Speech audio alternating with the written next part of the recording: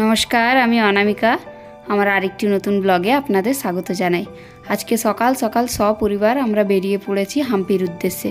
হাম্পি যাব বলে পশুপতি ওপাশে গাড়ির পেপারগুলো ঠিক আছে কিনা দেখে নিচ্ছে, আর আমি বসেছি ড্রাইভিং সিটে। আজকাল যেখানেই বেরোই শুভযাত্রাটা দেখি আমার হাত দিয়েই শুরু হয়, আর আমাকেও ড্রাইভিং করতে ভারী মজা লাগে। একটা বাচ্চা নতুন নতুন যখন সাইকেল চালাতে শিখে, সে যেমন সাইকেলটাকে আর ছাড়তে চায় না, পুরো দিন চালাতে থাকে, আমারও হয়েছে সেই অবস্থা। যখনই ড্রাইভিং করার চান্স পাই, সেই চান্সটা আর অন্য কাউকে দিতে চায় না, তখন ওই ড্রাইভিংয়ের সিটে এসে বসে যায়। সকাল 8টার দিকে বেরিয়েছি আমরা, তাই রাস্তাঘাটে একটাও জনপক্ষী নেই। এদের দিকে অবশ্য সকালটাও একটু দেরি করে হয়, আমাদের দিকে সকাল 8টার সময় রাস্তায় কত লোকজন থাকে। এদের দিকে দেখুন একদম নিস্তব্ধ। তবে আমার গাড়ি চালানোর স্পিড দেখে পশুপতি আর রিক গুঁদুর গুঁদুর করতে শুরু করে দিয়েছে।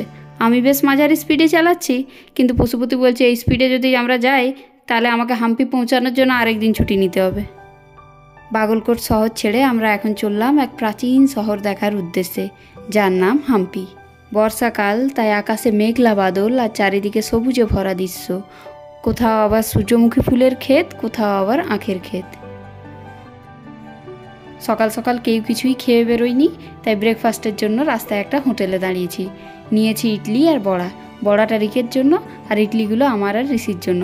একটা ইডলি অবশ্য আমি খাবো, যেহেতু আমার ফেভারিট ব্রেকফাস্ট ইডলি, আর একটা ঋষির জন্য। 3টে মশলা ধোসার অর্ডার দিয়েছিলাম, সেগুলো চলে এসেছে।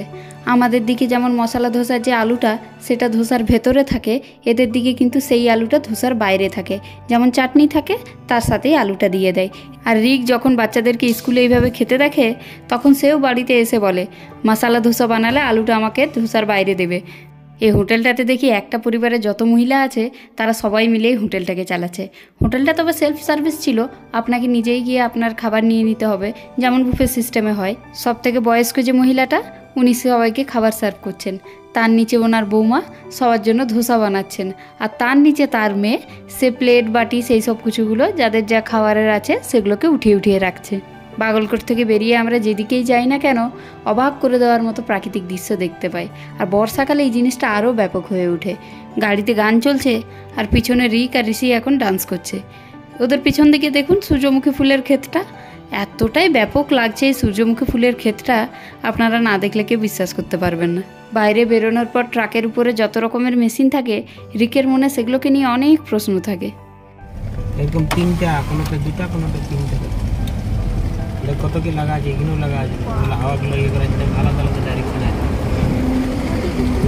হাওয়াটা যাতে করতে পারে। এটা একটা ফ্যান, আরও আছে। এখানে যেহেতু গোটা বছর বরাবরই হাওয়া চলতে থাকে, সেজন্য যেখানে সেখানেই আপনি এই উইন্ডমিলগুলোকে দেখতে পাবেন। কোথাও ক্ষেতের মাঝখানে, কোথাও পাহাড়ে, কোথাও আবার হাইওয়ে সাইডে।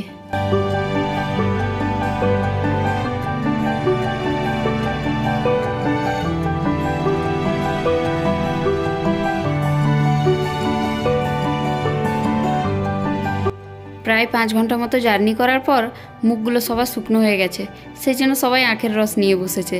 আমি অবশ্য আখের রস খাইনি, আমি একটা ভুট্টা নিয়েছি। আর এই ঋষিটাকে দেখুন, আখের রস খেয়ে ওর যে মুছ হয়েছে সেটাকে দেখে সবাই হাসাহাসি করছে। বর্ষাকালে হাতে ভুট্টা নিয়ে দেখতে চললাম পৃথিবীর প্রাচীনতম ধনী শহরকে, হাম্পি।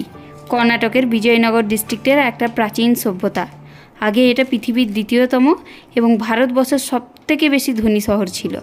প্রাচীনকালে বিরূপাক্ষ মন্দিরের সামনে হীরের ব্যবসা হতো। আগে বিভিন্ন দেশের হীরে ব্যবসায়ীরা এখানে আসতেন। আমরা এখন বিরূপাক্ষ মন্দিরের সামনেই অনেকগুলো মনুমেন্ট আছে, সেগুলোকেই দেখার জন্য এসেছি। বিরূপাক্ষ টেম্পল, শিবের টেম্পল। রিক সামনে একটা কাঠবিড়ালিকে দেখতে পেয়েছে, সেটাকেই ধরার জন্য আস্তে আস্তে যাচ্ছে। ওই দেখুন। তবে এখানে আপনারা যতগুলো মনুমেন্ট দেখতে পাবেন সবগুলো কিন্তু পাথরের তৈরি।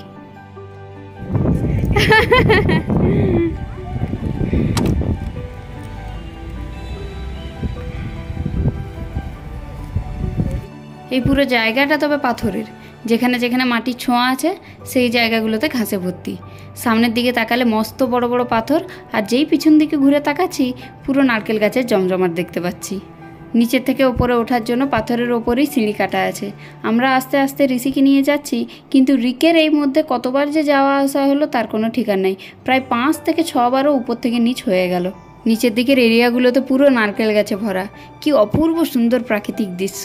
যারা এখানে থাকে তাদের প্রতিদিনের সকালটা কত সুন্দর প্রাকৃতিক দৃশ্যের সঙ্গে শুরু হয়। রিক এখানে একটা পাথরের উপরে একটা মূর্তি দেখতে পেয়েছে আর বলছে এটা কৃষ্ণার মূর্তি। আমি তখন বললাম এটা কৃষ্ণার নয়, এটা বিষ্ণুর মূর্তি। আরেকজনকে দেখুন, সে কিছুতেই কোলে থাকবে না। এত সুন্দর যে খালি জায়গা পেয়েছে, তার হাঁটার অনেক শখ হচ্ছে।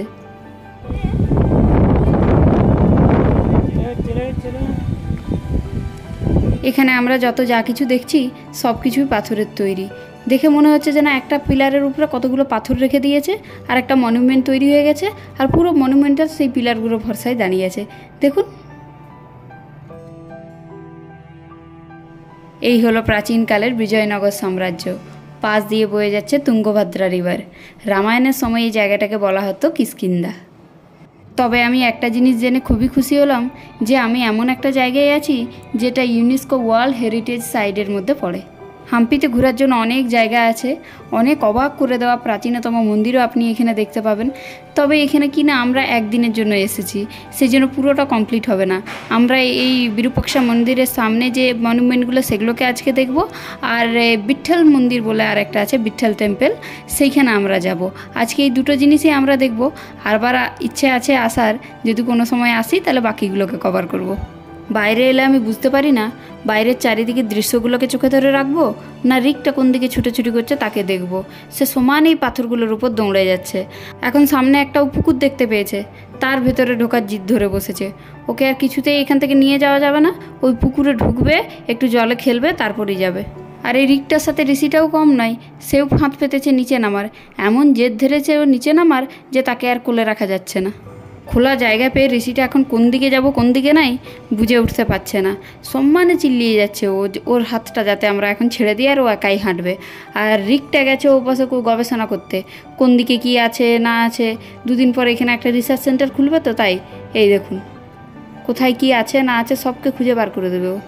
অনেকক্ষণ হলো এখানে, এখন 2 পা এগোতে হবে এই জায়গাটা থেকে। আর 2 পা এগিয়েই দেখুন কি দেখতে পেলাম, একটা ছোট্ট মন্দির, তার সামনে একটা গাছ। অপূর্ব দৃশ্য চারিদিকের।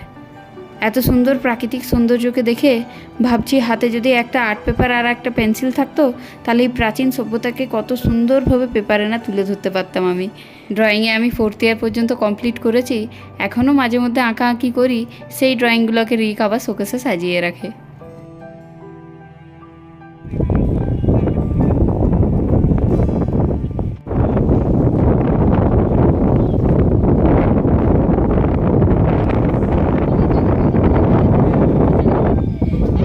সামনেই রয়েছে বিরূপাক্ষা মন্দিরের গোপুরম, আর ওই গোপুরমটা হয়ে পেরিয়ে ওই দেখুন ওইখানে হলো বিরূপাক্ষা মন্দির, মানে শিবের টেম্পল। আর পাশ দিয়ে বয়ে যাচ্ছে তুঙ্গভদ্রা নদী। এখানে আমরা একটা জায়গায় দাঁড়িয়েছি, আর এইখানে দেখুন পিলারগুলো এমন পাথরের উপর দাঁড় করানো, আর এই ছাদটা কত অপূর্ব দেখুন। এমন মনে হচ্ছে একটা পাথরের উপর আরেকটা পাথর রেখে দেওয়া হয়েছে। কিন্তু কোনো সময় পিলারগুলোকে দেখে মনেও হচ্ছে যদি খসকে পড়ে যায়, সাইডে যে পাথরগুলো আছে এই পাথরগুলোকে দেখুন, দেখে মনে হচ্ছে যদি গড়খে পড়ে যায়। কিন্তু এত বছরে যেটা পড়েনি, আজকে সেটা কি করে সম্ভব। এখন আমরা 3 জন 3 দিকে বেরিয়েছি। এই যে এত উপর পাথরের পাহাড়টাতে উঠেছি, সেটা থেকে নেমে ওই সামনে বিরূপাক্ষা মন্দিরে যাওয়ার কোনো রাস্তা আছে কিনা। কি অপূর্ব সুন্দর মন্দিরের গোপুরমটাও দেখতে কত সুন্দর, আর ওইখানে মন্দির। তবে দেখে মনে হচ্ছে এখান থেকে নিচে যাওয়ার মনে হয় তেমন কোনো রাস্তা নেই। কি এই বাচ্চা টাচ্চা নিয়ে মনে হয় যাওয়া যাবে না। যে রাস্তায় এসেছি সেই রাস্তায় আবার রিটার্ন যেতে হবে। পাগুলো আমাদের যে রাস্তাতে এসেছিল সেই রাস্তার দিকে এখন চলছে। তবে এই এত উপরে একটু ভয়ও লাগছে। আসার সময় হাতে একটা বোতল ছিল, হাওয়াতে সেটা গুড়খে এমন নিচে পড়েছে তাকে আর দেখতেও পাইনি কোথায় গিয়েও পড়েছে। সেইটাই ভাবছি যদি যেতে যেতে কারো পা মা ফিসলে পড়ি তাহলে কি অবস্থা হবে। সেই জন্য সবাই ধীরে সুস্থে আস্তে আস্তে যাচ্ছি। তবে যাওয়ার সময় ঋষির কাছ থেকে রক্ষা পেয়েছি, সে ঘুমিয়ে গেছে, তাই তাকে আর হাঁটিয়ে হাঁটিয়ে নিচ অবধি নিয়ে যেতে হবে না। আসার সময় তো আধা রাস্তায় হেঁটে হেঁটেই চলে এসেছে, আর যাওয়ার সময় যদি ওরকম করে তাহলে আর আজকে হাম্পির থেকে আমাদেরকে ঘর রিটার্ন যেতে হবে না। তবে যখন থেকে হাম্পি এসে পৌঁছেছি পাগুলো একটুও দাঁড়ায়নি, কন্টিনিউ চলে যাচ্ছে। কোথাও যদি একটু বসতে পাই তো শান্তি। একটা জায়গায় একটু বসেছি, আর এই পশুপতির সুজের লেজ খুলে গেছে, রিক সেটাকে বাঁধছে, আর আমি একটা জায়গায় একটু বসার জায়গা পেয়েছি সেখানে বসেছি।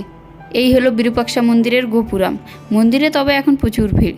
এই মন্দিরের পাশ দিয়েই তুঙ্গভদ্রা রিভারে যাওয়ার একটা রাস্তা আছে, সেই রাস্তাতেই আমরা এখন যাচ্ছি। এই নদীটা দেখার পরই যাব বিঠ্ঠল টেম্পেলে।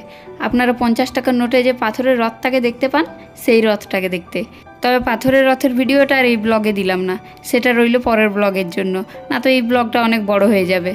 তাহলে আজকের ব্লগটা এই পর্যন্তই থাক। ব্লগটি ভালো লেগে থাকলে লাইক করবেন, শেয়ার করবেন, কমেন্ট করবেন, সাবস্ক্রাইব করবেন। ভালো থাকবেন, সুস্থ থাকবেন। ব্লগটি দেখার জন্য ধন্যবাদ।